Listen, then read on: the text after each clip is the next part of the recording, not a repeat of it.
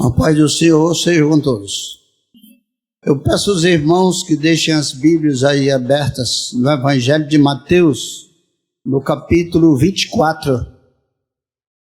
Hoje nós iremos fazer assim uma síntese e encerrar uma minissérie que muitos aqui, quem não vem domingo à noite não conheceu, mas quem vem domingo à noite tem acompanhado. Toda baseada em Mateus 24, que é o Apocalipse dos Evangelhos. Já viram falar nisso? O Apocalipse dos Evangelhos. E hoje nós estamos pretendendo resumir, encerrar.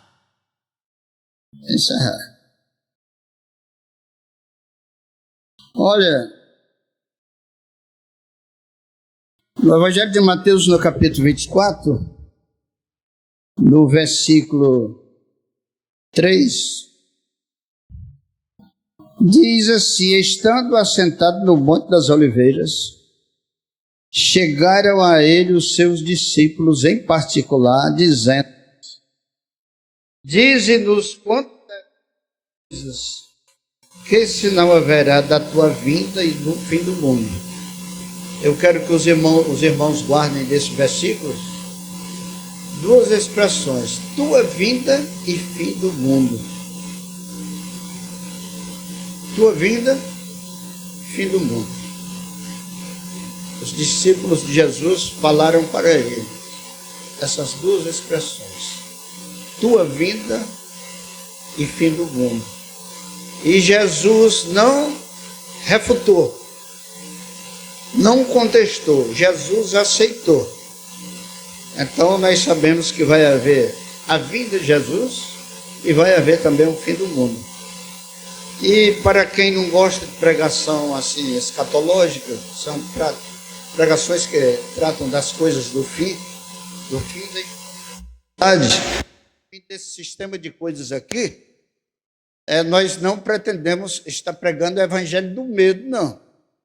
É o evangelho da realidade. Entendeu? Que Jesus vai voltar um dia e que esse mundo velho que não está nos fazendo mais bem vai ter um fim. Mas será criado um novo mundo, um novo sistema, onde haverá justiça e paz. Amém? Já começa sendo bom, né? Você conhece alguma mulher que quando o marido pega no dinheiro, ela também? Mas realmente quem se incomoda mais com o que eu vou dizer é a mulher. Ele diz: mulher, o cearense fala assim, viu, irmão Sebastião? Mulher, nós vamos fazer uma reforma na casa e não arranjamos outra, vai ser com a gente aqui dentro mesmo. Isso é um absurdo, uma coisa horrível, não é? A sujeira, né? Mas os transtornos passam e a casa renovada, a casa nova, aparece, ressurge, o conforto chega. E Jesus vai fazer uma reforma aqui, tá? Deus, o projeto do reino de Deus, vai fazer uma reforma do planeta Terra. Quem sabe se não em todo o universo. Isso aí é um ponto meio obscuro que a gente não sabe bem. Aí nós moramos na Terra e resta para nós saber da Terra. Então, no lugar de ter essa passagem da Escritura como o Evangelho do medo, tenha como o Evangelho da esperança. Tenha como o Evangelho da esperança. Então, o que sinal haverá da tua vinda e do fim do mundo? Completa, igreja, comigo. Haverá a vinda de Cristo, Jesus. E também haverá o fim do mundo. A Bíblia diz, o Evangelho diz, Jesus falou, Mateus escreveu, e eu creio, nós cremos. Bendito seja o Senhor. Aí é o seguinte, são tantas coisas para se dizer que eu até esbocei aqui para nós e vamos tentar ser fiel ao esboço para que não se perca nada. E se diga pelo menos Pelo menos o que não se pode deixar de dizer. Porque muitas coisas se tem para dizer, mas tem coisas que não se pode deixar de dizer. Nós vamos tentar dizer. Olha, nós de igreja, nós que cremos na palavra de Deus, que ouvimos pregações, nós não podemos entender Apocalipse como o mundo entende.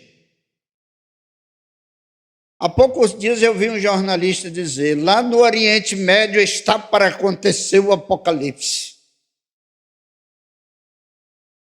O Apocalipse para essa pessoa era uma tragédia, destruição de nações inteiras, provavelmente com o lançamento de bombas atômicas, né? Apocalipse para nós não é isso.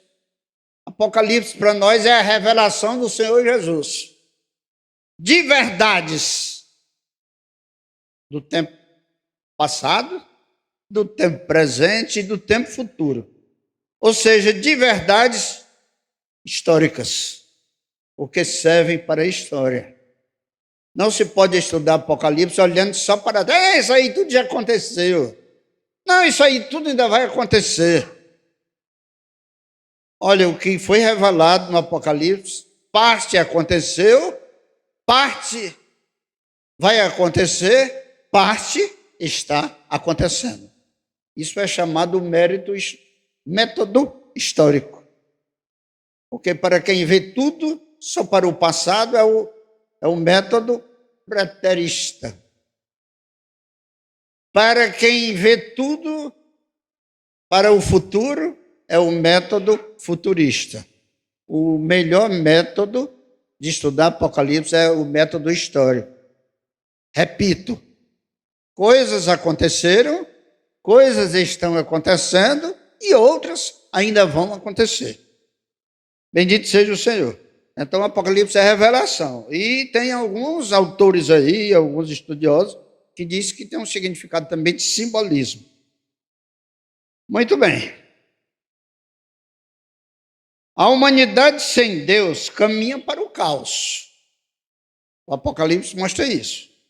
Mas a igreja caminha para um futuro glorioso.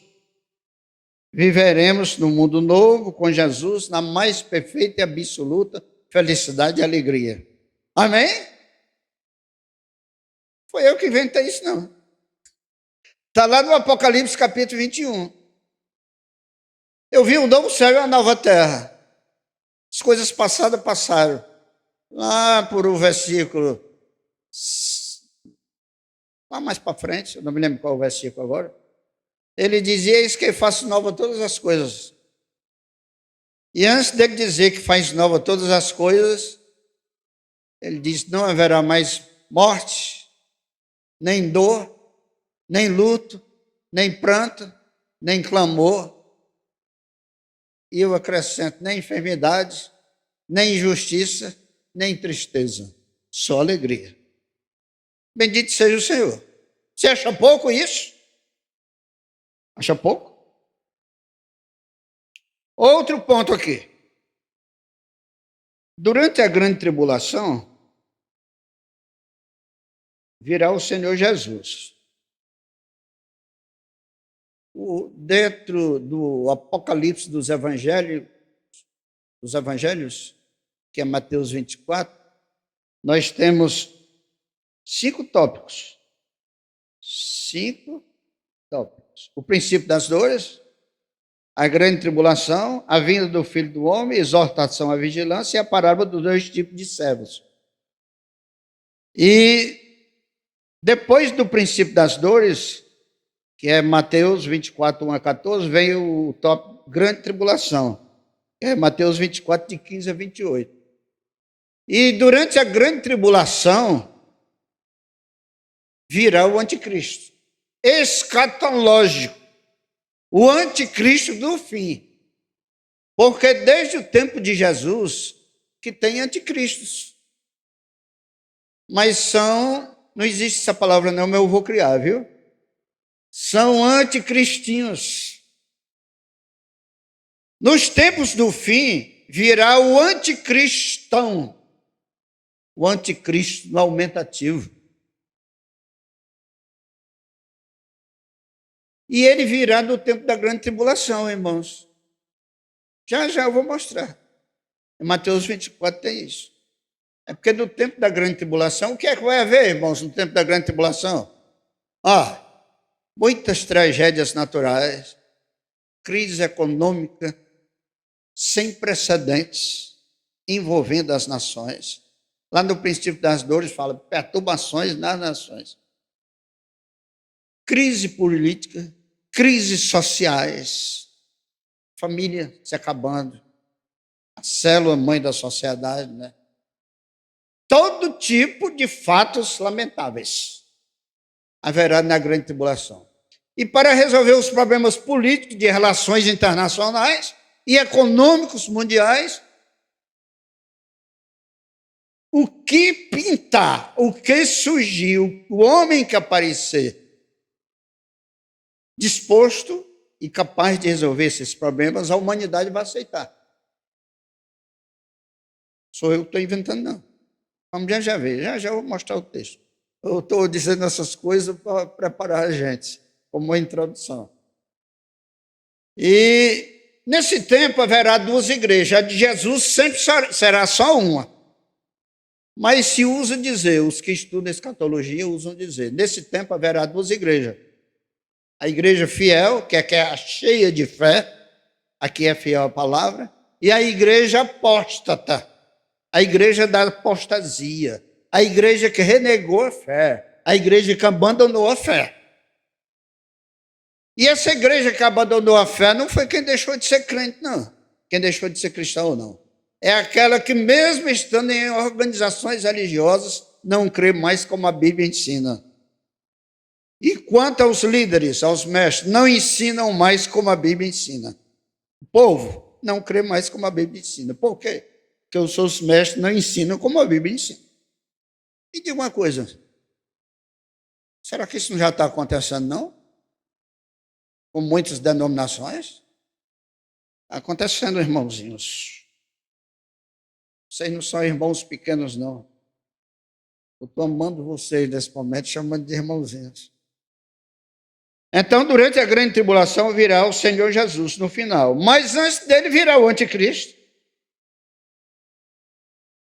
Porque tem uma igreja pronta para receber e bater palma para ele.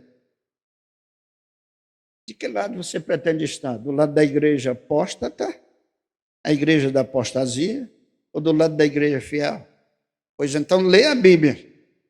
Quando você vê um pastor pregando a Bíblia, escancare os ouvidos. Faça desse jeito, Isso é só brincadeira. Mas escancare mesmo. Mas ouça com os ouvidos espirituais. Porque na palavra de Deus está escrito: quem tem ouvido para ouvir, ouça o que o Espírito diz à igreja. Então, aí ficou claro aí a questão do tempo que o anticristo vem. Nós vamos já ler alguma coisa. Ainda uma explicação aqui sobre Apocalipse. No Antigo Testamento, para quem gosta de estudar teologia, né? A nossa igreja aqui é uma igreja, para quem frequenta, para quem se liga, é uma igreja acadêmica. E por isso nós temos a obrigação de ensinar. O pastor Bernardo tem essa preocupação, obrigação e preocupação, e faz. E eu também tenho essa preocupação, essa obrigação, e tenho feito. Quem vem só sábado à noite vê mais o pastor Bernardo pregando, né? Que ele não está aqui domingo. E quem vem domingo me vê mais sou eu pregando, né? Então, a igreja acadêmica, Apocalipse do Antigo Testamento, Daniel. O Apocalipse do Novo Testamento é o Apocalipse de João. E o Apocalipse dos Evangelhos, Mateus 24. Quem foi que aprendeu isso aqui? Quem foi que aprendeu isso aqui? No Antigo Testamento tem um Apocalipse, sim ou não? Hein? Sim, moço, por que vocês não abrem a boca? Pode dizer sim. Aonde é que está? No livro de Antigo Testamento. Livro de Daniel. No Novo Testamento tem um Apocalipse? É esse aí. Onde é que está? No Apocalipse de João. Apocalipse de João é só porque foi ele que escreveu. Mas o Apocalipse de João traduzindo Apocalipse para Revelação, a revelação de Jesus. Era para ser Apocalipse de Jesus. E o Apocalipse dos Evangelhos que livro da Bíblia? Mateus, qual capítulo? Bora aprender. No dia que tinha a prova de Sabazete, você ia fazer a prova, você vai receber um certificado. O mais importante é o seu aprendizado. 2 fatos que nós não podemos esquecer, ou não podemos deixar de aprender. Na síntese desse Apocalipse dos Evangelhos. 2 fatos que nós não podemos deixar de aprender. Haverá a volta de Jesus. E haverá também o fim do mundo. O que é que vocês acham? O fim do mundo vai ser o fim do planeta? Ou vai ser o fim desse sistema de coisa? Vai ser o fim desse sistema de coisa. Bendito seja o Senhor. Agora, recapitulando, no sermão profético, o capítulo 24, que alguns teólogos chamam o Apocalipse dos Evangelhos, é também chamado o sermão profético de Jesus. E, recapitulando, esse sermão profético de Jesus, o Apocalipse dos Evangelhos, tem 5 tópicos. O princípio das dores, a grande tribulação, a vinda do Filho do Homem, exortação à vigilância e a parábola dos 2 tipos de servos. 2 tipos de servos. Olha, vamos lá para o versículo 45. Eu disse deixasse aberto em Mateus 24. Olha aí. O capítulo 45, versículo 45, pelo amor de Deus. Misericórdia. O versículo 45 vai falar sobre o servo fiel. Já que não dá para ler o capítulo todo, leva muito tempo, nós vamos ler pelo menos esses versículos. Do 45 ao 47, olha só. Quem é, pois, o servo fiel e prudente que o Senhor constituiu sobre a sua casa para dar o sustento a seu tempo? Naquele tempo falava de um mordomo. Hoje fala de nós mesmos, na sua casa somos nós mesmos. Ser um servo fiel é ser um servo a quem o Senhor constituiu sobre a sua casa. Nosso corpo é a casa do Senhor, é o templo do Espírito Santo. O servo fiel se preocupa em que na casa tenha sustento. Que é o sustento dessa casa espiritual? É o azeite santo, é o azeite das virgens prudentes, é a porção do Espírito, é Deus, é o conteúdo da sua palavra, é a essência da sua palavra. Então o Senhor nos desafia, nos convoca, nos exorta nesse versículo a ser um servo fiel. Olha, o princípio das dores pode-se dizer que já acabou. Nós já vamos entrar nas dores mesmo. A igreja e a história e a igreja comparavam a mulher que entrou num período de gestação. Tem o tempo para desenvolver, tem o princípio das dores e tem a hora das grandes dores, as dores do parto. Certo? Aí então, ele exorta que sejamos fiéis, um servo fiel. Um servo fiel é aquele que faz parte da igreja fiel. É uma pessoa que está cheia de fé, cheia de Deus, cheia da sua palavra. Isso é um servo fiel. O que é que vai acontecer com esse servo fiel? Está no versículo 46. Eu disse que vai até o versículo 47, fala sobre o servo fiel. Quem for fiel, ele vai dizer o seguinte: bem-aventurado aquele servo que o Senhor, quando vier, achar servindo a si. Servindo a si. Tinha falado de quê anteriormente? De um servo cuidando da sua casa. O servo fiel, vai ser chamado de servo fiel, e que o Senhor vai dizer, bem-aventurado és tu, é aquele que está cuidando da casa do Senhor, é aquele que está cuidando de si, da sua vida, da sua fé, da sua salvação. Para quem ele deu o dom de alcançar outras pessoas, como pastores, da sua salvação e dos outros, né? Ele vai dizer que tivesse servindo assim. Deu para entender? Aí o versículo 47 diz o seguinte: em verdade vos digo que o porá sobre todos os seus bens. O Senhor levará esse servo para o céu. Arrebatará esse servo. E tudo que tem lá, que pertence a Jesus, porque tudo o Pai entregou nas mãos de Jesus, vai ser também seu. O Senhor porá sobre todos os seus bens. Amém? E ainda sobre o mau servo. O mau servo é do 48 ao 51. Olha só. Olha, irmão, tudo na Bíblia tem que prestar bastante atenção para poder absorver. Principalmente as questões escatológicas. Se a gente não se ligar bem, a gente não entende. A gente não entende. É do versículo 48 ao 51. Diz assim, ó. Porém, se aquele servo mau disser, o Senhor está tardando. O meu Senhor tarda a vir. Jesus não vem agora, não. Tem gente que diz que é cristão e diz que Jesus não vem agora.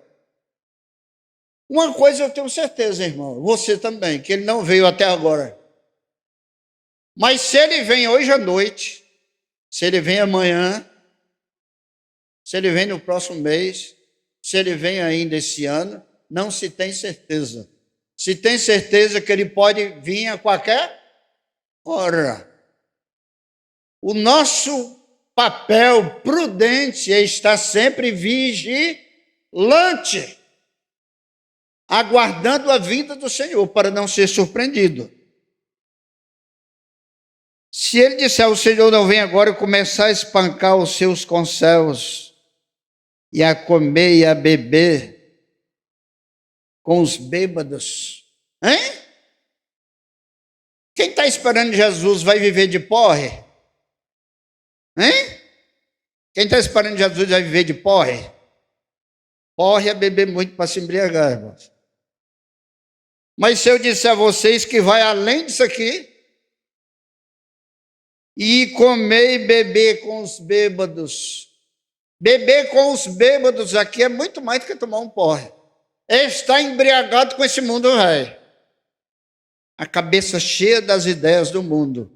O coração cheio das ideias do mundo. A conduta semelhante à conduta do mundo. Isso aqui é comer e beber com os bêbados. Nós só entendemos isso aqui depois que Deus nos mostrou. E Deus só mostra quando vê que a gente quer ter uma intimidade com Ele. Quem se lembra que Jesus falava em várias parábolas? A multidão não entendia, mas depois os discípulos querendo saber, Senhor, explica-nos aquela parábola. Ele levava os discípulos da intimidade à parte e explicava a parábola. Agora eu faço como a história sacou. É que o Senhor só explica, só revela aquele que quer ter uma intimidade com Ele.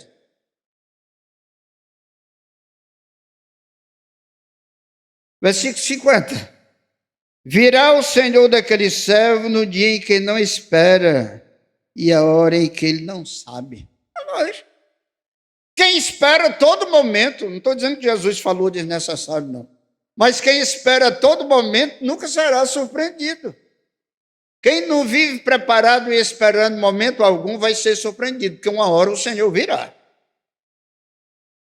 Aí o versículo 51, para terminar o texto do servo mau, diz o seguinte: separá-lo-á, destinará a sua parte com os hipócritas. Ali haverá pranto e ranger de dentes. Eu sou daqueles que estuda a teologia, a Bíblia, a fé, e que defende a linha que o inferno é eternamente num lago de fogo, pulando, gritando, se esgoelando. Literalmente não. Mas haverá choro e ranger de dente, porque ele vai conhecer toda a glória do Senhor. Vai ver toda a glória do Senhor Jesus. E vai ouvir dizendo, se afaste de mim. Porque você não quis compromisso comigo. Você não quis nada comigo, meu amigo. Então, uma vez perguntaram ao rapaz, o pregador estava pregando aí, disse, quem é da igreja quer ir para o céu? Levanta a mão. Alguns levantaram e outros não. Aí era um pregador daqueles que tem autoridade mesmo, que desafia a igreja. Ei, irmão, tu não quer ir para o céu, não? Foi que tu não levantou a mão para confessar diante dos homens e dos anjos? Ele disse, não, pregador, não quero ir para o céu, não. Lá não tem o que eu gosto. Ele disse, irmão, pois só tem dois lugares, ou o céu ou o inferno. Ou o céu ou o inferno. Ele disse, não, mas eu vi na Bíblia que o inferno foi preparado para o diabo. Ele disse, onde foi que você viu isso? Ele em Apocalipse. E ele disse, em Mateus 25, o pregador respondeu, pois em Mateus 25, aqueles que não quiseram nada com Jesus, ele disse que serão levados ao inferno, preparado para o diabo e seus anjos. O inferno foi preparado para o diabo e seus anjos. Mas se alguém não quis o céu, não tem outro canto para ir. Então, o lugar que tem para ele é o inferno mesmo. Pense numa pessoa que não gosta de falar em inferno, nem que ninguém vai para o inferno, sou eu. Mas está aqui, irmãos. Vocês acham que quem tem que pular um versículo da Bíblia, porque é pesado? Tem que pular? Não. Não tem que pular. Muito bem. Aí é o seguinte. Aí Jesus vai voltar. Era o assunto de hoje. O tópico. E que para ele voltar e a gente estar preparado, estar bem para isso, é preciso de viver em vigilância. É o quarto tópico. Mateus 24, 36 a 44. Deve viver em vigilância. Viver em vigilância, o irmão Sabino sabe muito, deve saber muito bem o que é isso, né, irmão Sabino? Ele vai entender por que é que eu estou dizendo isso. No meio militar, nos quartéis, não tem aquelas guaritas, né, irmão Sabino? E ali não tem o militar, o soldado, o sargento, seja lá o que for. Seja lá que categoria for. Patente, né? Que fica lá na guarita. Nós precisamos de viver constantemente na guarita da fé. Ainda se chama de guarita? Na guarita da fé. A gente estando na guarita da fé, da palavra, é que a gente percebe o mundo. É que a gente percebe os perigos. É que a gente percebe quando o inimigo de nossas almas está se aproximando. É quando a gente percebe que a tentação está chegando e é para nos derribar. A vigilância. Materialmente é assim. Nas instituições de segurança do governo. Ou então privado, né?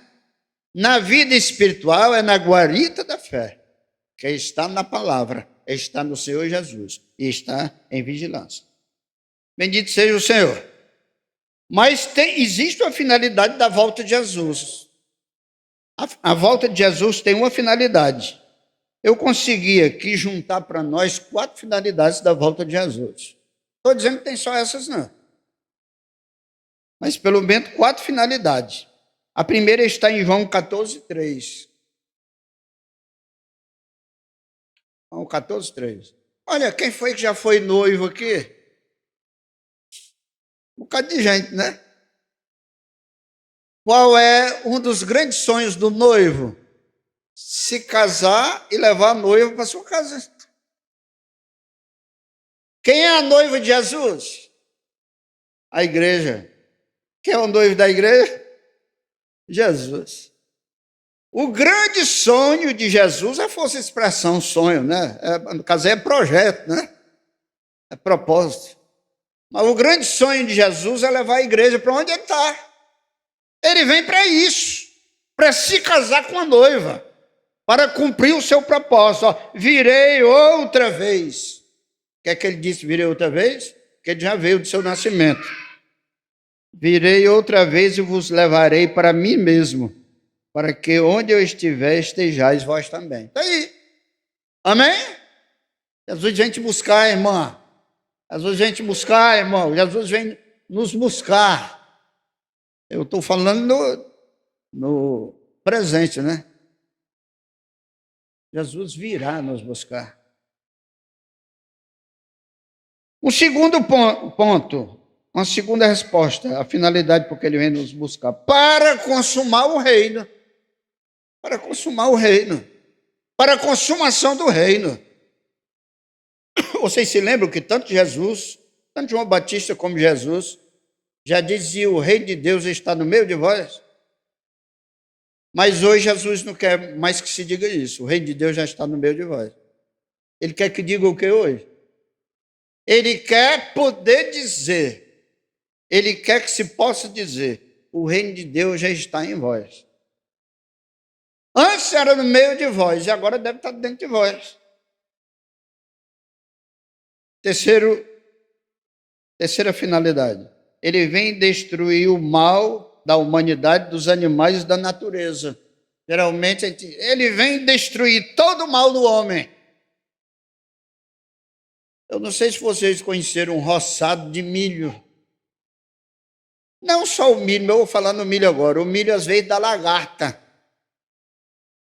E se ele ainda estiver pequeno, ainda der tempo de plantar de novo, e a lagarta estiver muito forte, é melhor arrancar tudinho, plantar outra vez. Então Jesus virá destruir o mal da humanidade, cortar o pecado pela raiz. Ele já foi e é o Cordeiro de Deus que tira o pecado do mundo.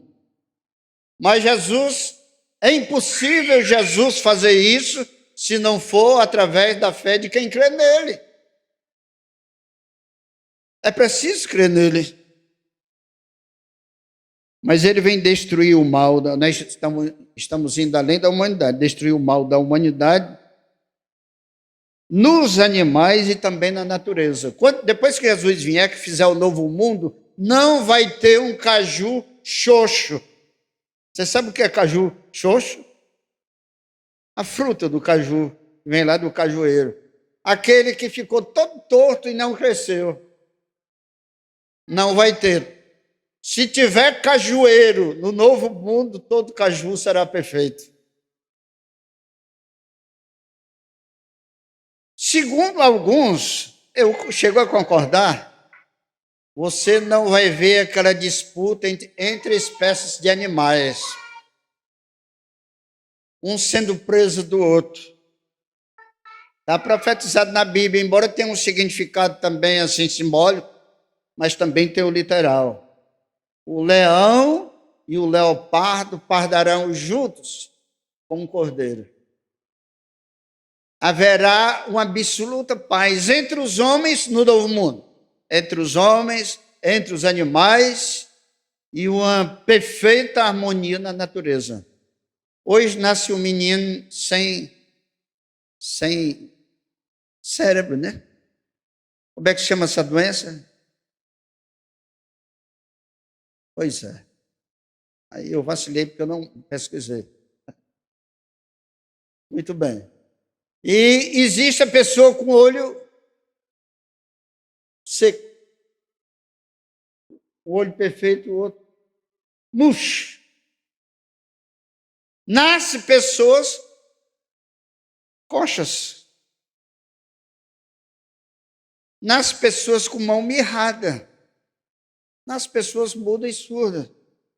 No novo mundo, se tivesse que nascer alguém, ou se nascer, isso aí é meio misterioso, viu?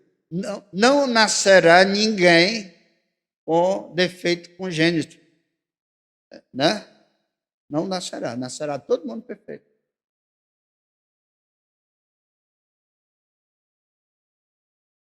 Eu não vou pedir desculpa, não, nem perdão pelo que eu vou dizer. No novo mundo não vai nascer ninguém homossexual, nem homem, nem mulher. Ah, fulano usa droga porque tem predisposição. O organismo dele, ele provou e o organismo se identificou, aceitou. Vai nascer todo mundo são e salvo. Não existe nem essa palavra, mas eu vou criar agora. Eu sou profissional em criar palavra. Lá vai nascer todo mundo pré-curado. Lá todo mundo será blindado. Toda a alma no novo mundo será blindada. Olha, nem precisa de blindagem, porque lá Satanás estará preso. Está lá, eu me lembrei agora do Apocalipse capítulo 22. Lá não entrará nada que cause o mal, que leve impureza. O homem está glorificado e nem tentado a mais. Por enquanto nós somos tentados, né? Olha, vocês sabem que quem tem fé, quem crê na palavra, às vezes comete um pecado que nem quis cometer. É verdade ou não é? Foi tentado e caiu, mas ele não queria ter caído. Aí você cometeu porque foi tentado. O diabo ainda está solto. Mas lá o diabo estará preso em cadeias eternas. Você não será mais tentado. O seu corpo é glorificado. Lá a sua felicidade é de estar com o Senhor. Você jamais buscará felicidade errada, de forma errada, em lugares errados. Não, toda felicidade está em você poder olhar olho a olho no Senhor e estar com o Senhor. Bendito seja o Senhor. Eu me alegro com isso. E, irmãos, ele vem, a quarta finalidade porque Jesus vem. Eu achei tão interessante isso aqui, quando Deus me deu. Está lá em 24:35. 24:35. Ele vem para confirmar a eternidade da sua palavra. Hein? Tem coisas que ainda não aconteceram e tem que acontecer. A palavra dele é eterna. Eterna no sentido de que tem a natureza de Deus. E eterna no sentido do tempo, que nunca terá fim. Diz, o céu e a terra passarão, mas as minhas palavras não hão de passar. Bendito seja o Senhor. Tudo que ainda não aconteceu de ruim, que tem que acontecer, vão acontecer. Tudo que ainda não aconteceu de bom e que é promessa do Senhor, irá acontecer. Qual dos dois você quer? Herdar as suas benditas promessas? Ele promete também fazer coisas não boas, mas é para quem não quis a salvação na pessoa bendita de Jesus. O céu e a terra passarão, mas as minhas palavras não passarão. Ele virá. E o que falta em nós, aquele que começou a boa obra, o apóstolo Paulo disse, haverá de completar. Bendito seja o Senhor. Ele começou uma boa obra em nós. Mandou alguém pregar para nós. Nós cremos. Nós já caímos algumas vezes depois que cremos. Todo mundo caiu algum dia. Mas o Senhor nos levantou. O diabo quis tirar do caminho, mas o Senhor nos trouxe de volta. E nós estamos no caminho. Faltando alguma coisa. Sempre vai faltar. Porque depois da criação e da queda, veio a redenção. Na redenção, ele nos achou, nos alcançou, nos salvou pela sua graça, através da fé, justificação pela graça. E ele veio nos santificando e nos libertando. Mas quando ele vier, ele completará, nos glorificará. Amém? É uma promessa do Senhor. O céu e a terra passarão, e as minhas palavras não passarão. Com essas palavras, eu encerro essa minissérie. Que Deus em Cristo Jesus nos abençoe. Que o Espírito Santo complete a obra em nós, pelos méritos do Senhor Jesus. Olha, em tudo do mundo eu vejo alguma coisa. Eu estava terminando de dizer essas coisas, esse menino chegou com essa letra dourada. Nós vamos encerrar o curso da nossa história como igreja.